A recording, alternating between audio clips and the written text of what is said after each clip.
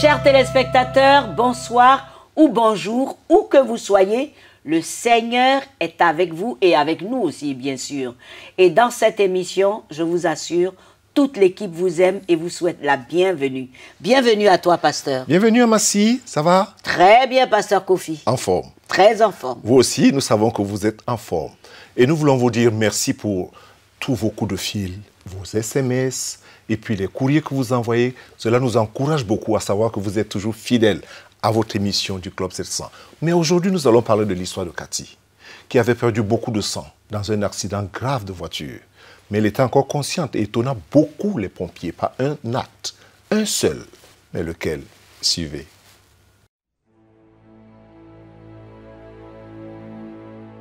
Je n'ai aucun souvenir de l'impact. Je me rappelle cependant de la sensation du mouvement.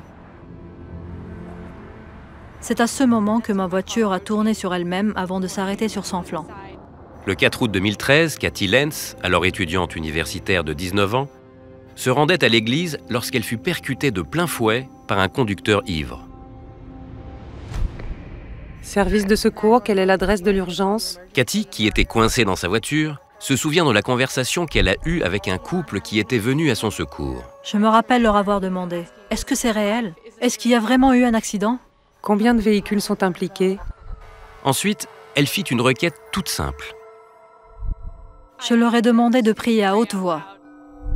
Cathy faisait cette même requête à toutes les personnes qui vinrent à son secours. L'une de celles-ci fut le shérif adjoint, Richard Adair, du comté de Ralls, dans le Missouri. Le premier arrivé des secours d'urgence. N'étant pas lui-même un homme de prière, il ne pensait pas que ça allait changer quelque chose. Honnêtement, je me disais qu'elle ne pourrait plus jamais marcher, et même qu'elle ne survivrait probablement pas. Mais Cathy savait que sa vie dépendait de la prière des autres. Je ne savais pas prier à haute voix, comme j'avais l'habitude de le faire et comme j'aurais voulu le faire, parce que j'étais trop faible et je souffrais beaucoup physiquement. J'avais besoin que d'autres le fassent pour moi. Ça me donnait un encouragement. Les équipes de secours arrivèrent et trouvèrent la voiture sur le flanc côté conducteur, avec Cathy toujours coincée à l'intérieur. Elle était gravement blessée et saignait beaucoup, mais ils ne pouvaient pas faire grand-chose avant de l'avoir extraite du véhicule. Le chef de caserne de New London, Raymond Reed. Sean McCourt, de la caserne de New London, a été à l'intérieur du véhicule avec elle, pour lui maintenir la colonne afin d'éviter tout dommage additionnel. Au même moment, l'équipe d'Air Evac, d'un hôpital proche à Quincy dans l'Illinois, était en route. Entre-temps, Carla, la mère de Cathy, reçut un appel de la police d'État. Il s'agit d'un accident grave.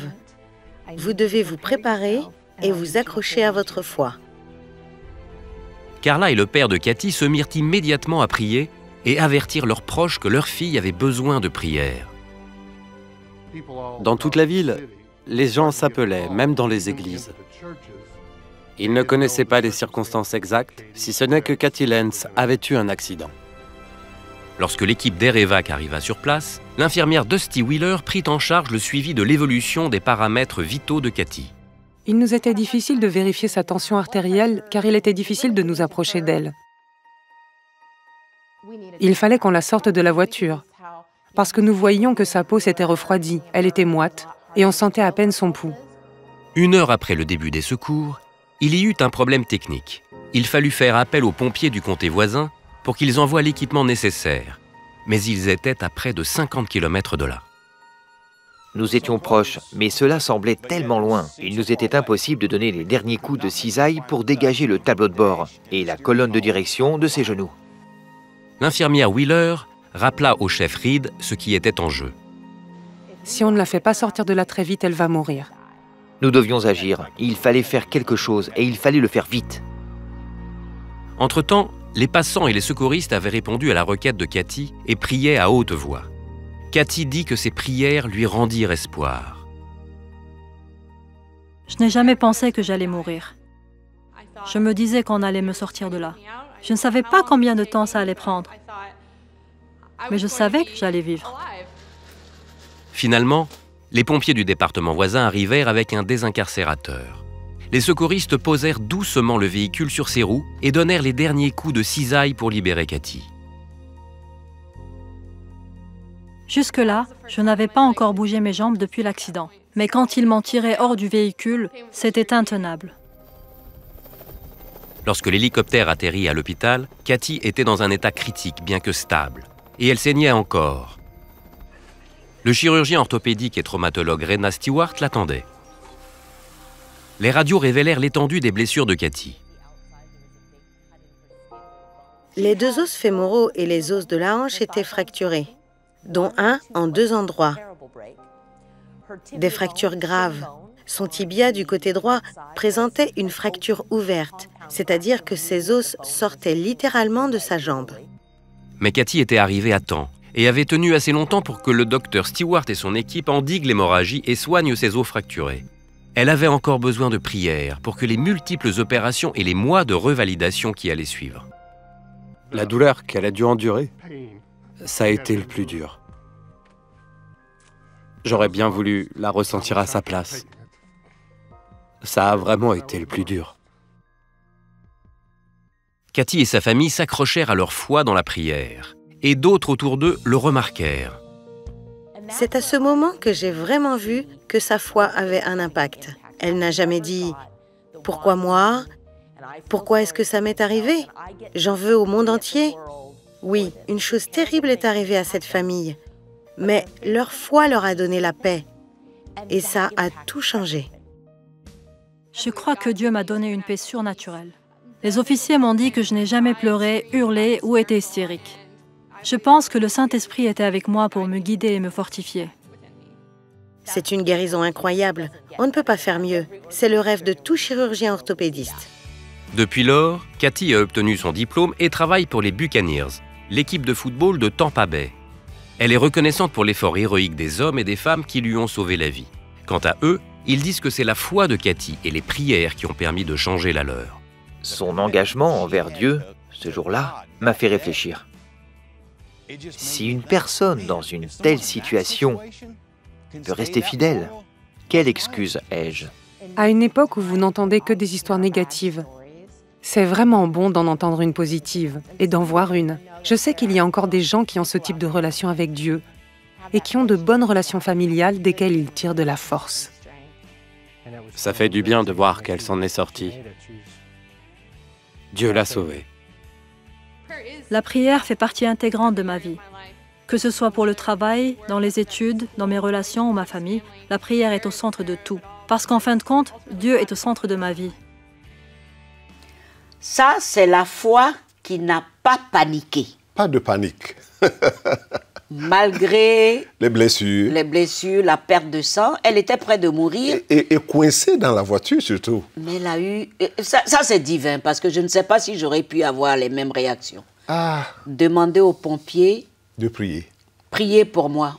Ils avaient du mal à l'extraire de la voiture. En fait, lorsque tu dis, Massi, que c'est divin, oui. C'est-à-dire que c'est dans ces moments-là que le Saint-Esprit prend la place pour la relève. Oui. Je pense que c'est ce qui s'est passé. C'est-à-dire que dans un élan de sursaut, le Saint-Esprit a pris contrôle de la situation et elle a saisi ces moindres impulsions du Saint-Esprit dans son esprit. Prier. De demander qu'on prie. Oui. Parce qu'elle savait que Dieu pouvait faire quelque chose et que c'est lui qui pouvait le faire. Ce qui nous interpelle et qui dit que la prière est d'une importance capitale. Et la deuxième chose, Massi, de savoir que quelle que soit la situation que nous traversons, nous ne devons pas perdre l'espoir. Nous ne devons pas nous décourager, nous ne devons pas nous replier sur nous-mêmes comme si Dieu n'était plus là. Ça, c'est très important. Et ça l'a beaucoup encouragé. Vous voyez, les amis, quelles que soient les situations que vous traversez, vous avez suivi l'histoire de Cathy. Dans cet élan, dans cette situation, Dieu a intervenu. Pourquoi? Parce que même à la dernière minute, elle a gardé sa confiance dans le Seigneur. Vous aussi. Mais ne nous quittez pas. À tout de suite.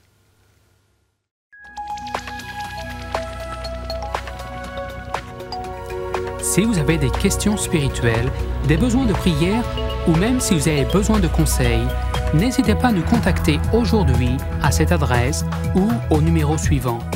Nos conseillers sont là pour vous aider. N'oubliez pas, nous sommes là pour vous.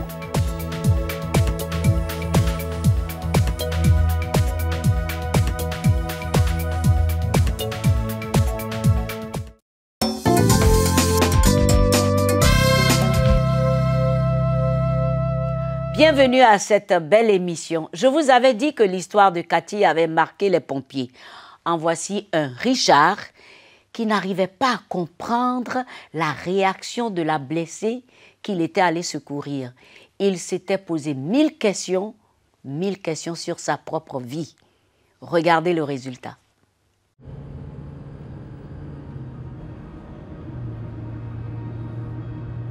Le trafic a été arrêté et je suis arrivé à hauteur de la carcasse d'une Mercedes. Elle était sur son flanc, le toit me faisant face. Le 4 août 2013, le shérif adjoint Richard Adair du comté de Rolls dans le Missouri se rendit sur les lieux d'un accident. 2 voitures ayant eu une collision frontale. On voyait tout de suite que c'était un accident très grave. Je n'aurais pas été surpris de voir des morts. De la fille, de Cathy, la conductrice, je ne voyais que le sommet de la tête et une main qui pendait à l'extérieur. J'ai pris sa main et lui ai parlé pour essayer de la calmer. Mais aucune de ses formations, ni ses 30 ans d'expérience, ne l'avait préparée à ce qui allait arriver ensuite. Elle a dit qu'elle voulait prier à haute voix. Ça m'a mortifié. Richard avait grandi à l'église, mais pour lui, la prière n'était qu'un rituel vide de sens, devant un Dieu lointain et indifférent. Je ne savais pas comment prier à haute voix. Je connaissais le Notre Père et Je vous salue Marie, mais je ne savais pas comment prier tout haut. Pour moi, c'était une vraie torture. Alors j'ai poliment demandé à Curtis White, le jeune homme qui était aussi présent, « Voulez-vous prier avec elle ?»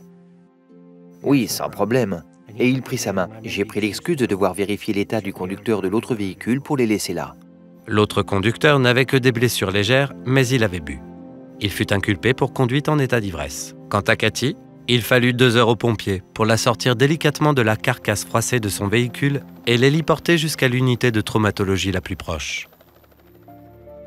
Pendant ce temps, Richard ne pouvait s'arrêter de penser à cette jeune femme, qui, malgré des douleurs inimaginables dans un état entre la vie et la mort, n'arrêtait pas de demander aux gens de prier.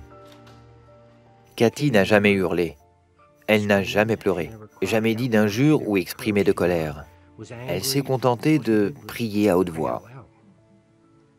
Et en tant qu'homme de plus de 50 ans, je ne comprenais pas comment cette jeune fille pouvait avoir une telle foi en Dieu, alors que moi, je ne l'avais pas. Et cela parce que Richard essayait depuis 20 ans déjà de surmonter les déceptions et les échecs de sa propre vie. Il cherchait un sens et un but à son existence. Vous savez, je voulais aller à l'église. Je pense que je cherchais la chose qui me manquait. Plus tard, Richard et son épouse Debbie visitèrent Cathy et sa famille au Blessing Hospital de Quincy dans l'Illinois. J'ai regardé ma femme et lui ai dit « Je n'arrive pas à croire que tous ces gens soient si heureux. On a presque l'impression de se trouver en pleine fête d'anniversaire. » Sa mère m'a regardé et a dit « À l'heure actuelle, on aurait tout aussi bien pu être en train de préparer des funérailles. Mais Cathy est vivante. Par la grâce de Dieu, Cathy est vivante. » Richard finit par comprendre la raison de sa lutte intérieure. Il me manquait une relation avec Dieu. Je n'avais aucune relation avec Dieu. Peu après, Richard et Debbie se rendirent dans une église pour participer à un culte. Lors de ma première visite, nous avons parlé de Dieu, de Jésus, et le déclic s'est opéré.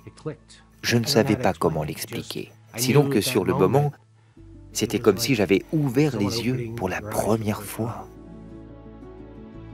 Au cours du mois qui suivit, Richard se mit à lire la Bible et prier. Ce faisant, il put comprendre et accepter l'amour et le pardon de Dieu. Dans le même temps, il donna sa vie à Jésus-Christ. J'avais réalisé que je devais me mettre en règle avec Dieu et corriger des choses. Abandonner la colère que j'avais gardée envers certaines personnes. Je devais lâcher prise. Ce n'est pas à moi de juger. C'est passé, lâche prise, laisse tomber. Alors qu'il grandissait dans sa relation avec Dieu, il sentit que c'était avec ses enfants qu'il devait le plus partager sa foi. Je n'avais jamais parlé de Dieu à mes enfants. Ils étaient allés dans une école confessionnelle et s'étaient pliés à tous les sacrements que notre religion demandait. Mais je ne les avais pas enseignés.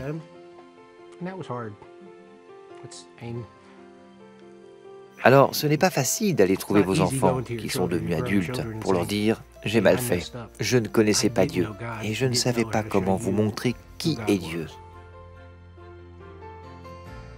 Comme Richard vivait sa foi, Debbie et ses enfants s'engagèrent aussi pour Jésus-Christ. À 53 ans et après une carrière de 30 ans dans la police, je ne pouvais m'empêcher de pleurer, tellement j'étais ému. C'est difficile à expliquer. Parfois, ce n'est pas facile de trouver les mots, mais ce jour-là, Dieu a utilisé Cathy et sa souffrance. Tout cela grâce à une jeune femme, une étrangère, qui eut la foi de prier. C'est simple, la prière, c'est parler à Dieu et avoir une relation avec lui pour pouvoir le faire. Les illusions de la vie. Vous savez, l'homme a été chassé du jardin et du séjour tranquille. Et le voici entré dans le séjour agité de la malédiction où rien ne peut se construire pour être duré.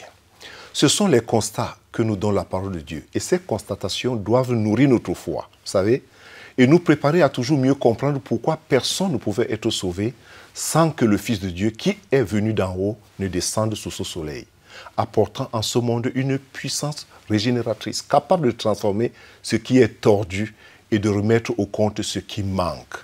L'Épître aux Hébreux nous présente le monde actuel comme celui des choses ébranlées, qui ne peuvent durer qu'un temps. Car ce monde devrait faire place aux choses inébranlables, qui seules subsistent. Vous savez aussi, sans un sauveur qui est le Christ, la terre reste ce qu'elle est. Et l'homme, c'est-à-dire vous et moi, nous restons ce que nous sommes. Mais par lui, et lui seul, tout change. L'homme de foi, lui, se voit libéré de cette prison qu'est le monde des vanités. Et aussi, lorsque la parole de Dieu n'est plus reçue et perçue au cœur, dans le cœur de l'homme, des illusions remplacent cette place. Et dès que le contact est perdu avec l'esprit, les réalités se voilent. Et ce que l'on pense ou ce qu'on croit n'est qu'une erreur. Et c'est ce qui arrive à beaucoup de personnes aujourd'hui. Lorsque la parole de Dieu n'a pas sa place dans un cœur, lorsque la foi n'est pas réelle au-dedans de soi-même, ce qui est remplacé au-dedans de nous, c'est l'erreur et c'est une illusion. Et beaucoup vivent dans cette illusion aujourd'hui. Mais Jésus dit, voici, je suis le chemin, la vérité et la vie.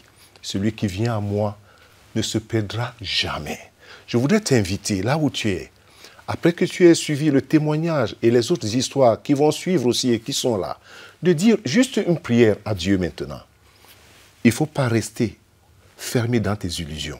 Lui dis, Seigneur Jésus, je crois que tu es le Fils de Dieu. Et je crois que c'est toi qui es mort sur la croix pour moi. Je demande pardon pour tous mes péchés. Tu les connais, Seigneur. Et je suis vraiment en regret de ces péchés. Je demande pardon. Viens dans ma vie et change ma vie. Sois mon sauveur et mon Seigneur personnel. Amen et Amen. Ça, c'est la prière la plus simple. J'ai toujours l'habitude de dire aux gens que c'est la prière la plus simple. Inviter Jésus dans son cœur, dans sa vie, pour qu'il soit non seulement ton sauveur, mais ton Seigneur, oriente et donne une autre direction à toute la vie. Et c'est très important que tu aies fait cette prière. Et je te remercie d'avoir prié avec moi. Que Dieu te bénisse et qu'il te bénisse abondamment. Et merci. Amen. Qu'il te bénisse aussi abondamment. Toi aussi, et eux. Bien sûr. Et si vous avez été touché par ce que le pasteur vient de dire, et si vous avez prié avec lui, faites-nous signe. Partagez votre joie avec nous. À tout de suite.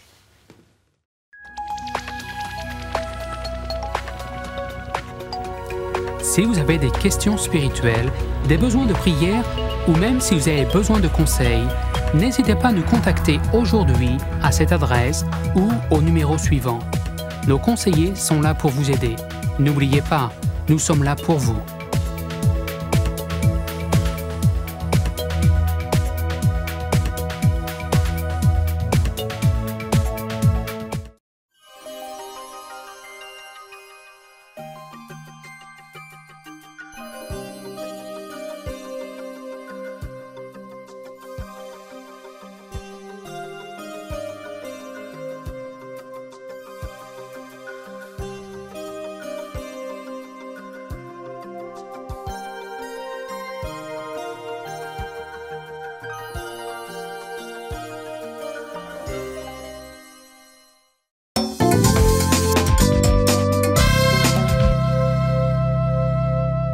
Merci de nous retrouver au Club 700. Nous passons vraiment un bon moment ensemble et Dieu soit loué.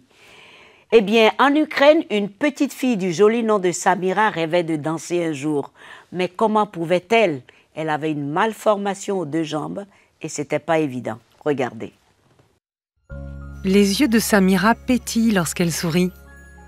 Cette petite Ukrainienne de 7 ans, pleine d'entrain, semble n'avoir jamais eu aucun souci dans la vie. Mais en vérité, Samira est née avec 2 pieds beaux, un handicap sérieux qui provoque des douleurs intenses et limite les mouvements. Sa mère, Nora, souffrait aussi. Je souffrais aussi parce qu'elle est mon enfant.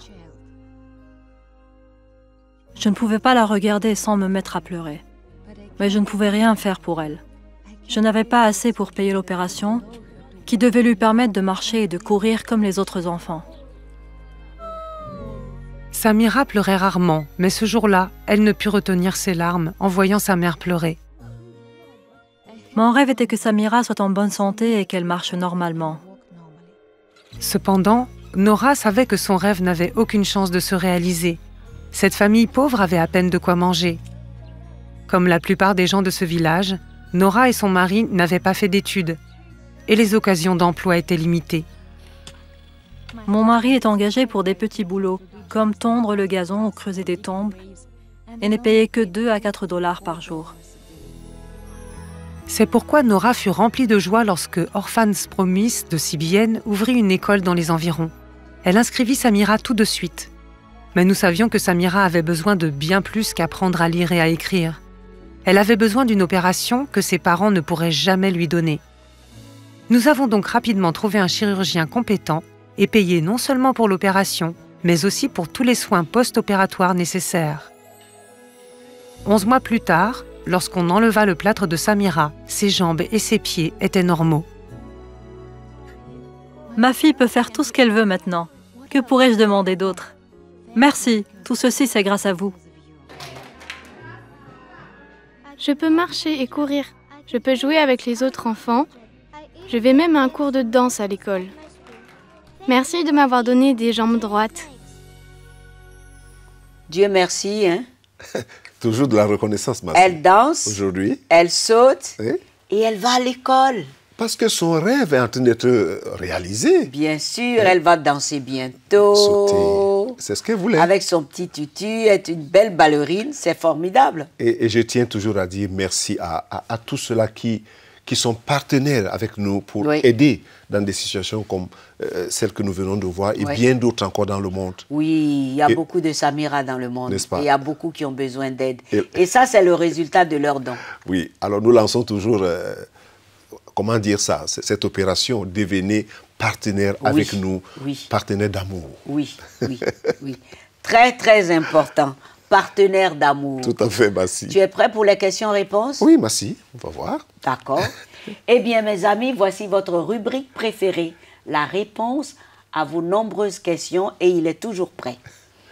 Première question, pasteur. J'ai fait la rencontre d'une fille géniale, mais voilà, je découvre qu'elle aime encore son ancien petit ami. Ils ont commencé à se fréquenter. C'est dur pour moi, mais je tiens le coup grâce à de nombreuses prières que j'adresse à Dieu chaque jour pour qu'elle revienne, quoi. En gros. En gros, oui, comme tu dis, en gros. En fait, c'est quand même... Pour qu'elle et moi, on reçoit ensemble. C'est quand même on un peu devienne trop délicat. Oui. Oui, c'est délicat. Et personnel. Oui, et très personnel aussi, c'est ce genre de questions, mais il faut répondre parce que il n'est pas peut-être la seule personne qui est dans ce genre de situation. Mais les gens doivent comprendre que les affaires de cœur, ça ne se traite pas comme ça. Ça prend du temps. Ce n'est pas un calcul. Non, ce n'est pas un calcul de deux. Et puis, l'amour se respecte.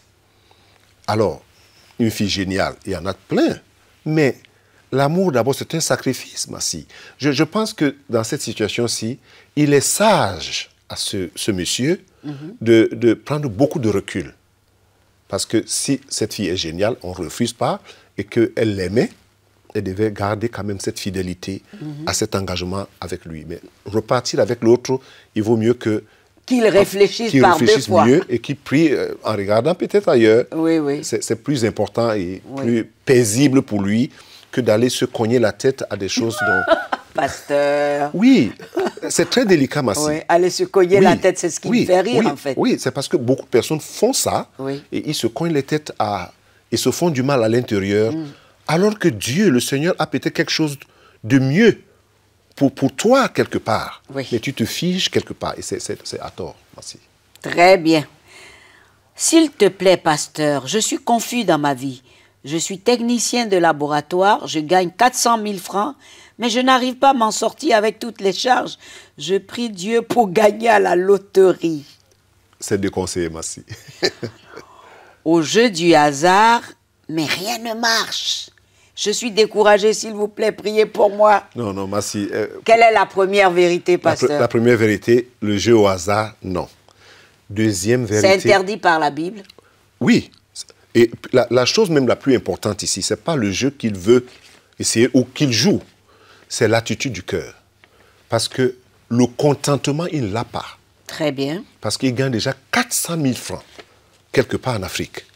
400 000 francs, c'est un gros salaire en Afrique. Alors, s'il ne peut pas s'en sortir avec 400 000 francs, ce n'est pas avec 1 million de francs qu'il va s'en sortir. C'est-à-dire que nous devons apprendre à cultiver le contentement et être disciplinés dans notre façon de vivre, dans ce que nous avons, ainsi de suite. C'est un problème de discipline et c'est aussi un problème de cupidité, sinon de convoitise. Mais je prie pour que la personne se retienne et ne pas arrête de jouer à cette affaire de jeu au hasard parce que c'est trop risquant. C'est même perdre de l'argent, Massi. Tu n'as pas l'air content, là. Non, c'est un conseil que je lui donne. Oui. Et le jeu du hasard, c'est interdit. Oui, et à plusieurs qui sont focalisés à gagner plus d'argent alors qu'ils ont déjà quelque chose. Oui, c'est vrai. Voilà. Merci, pasteur. Vraiment, tu as bien répondu à tout ça. Mes amis, j'espère que vous êtes satisfaits. En tout cas, nous avons passé un très bon moment ensemble. N'oubliez surtout pas de continuer à nous suivre. Allez sur notre page Facebook et puis visitez nos bureaux régionaux. Téléphonez-nous.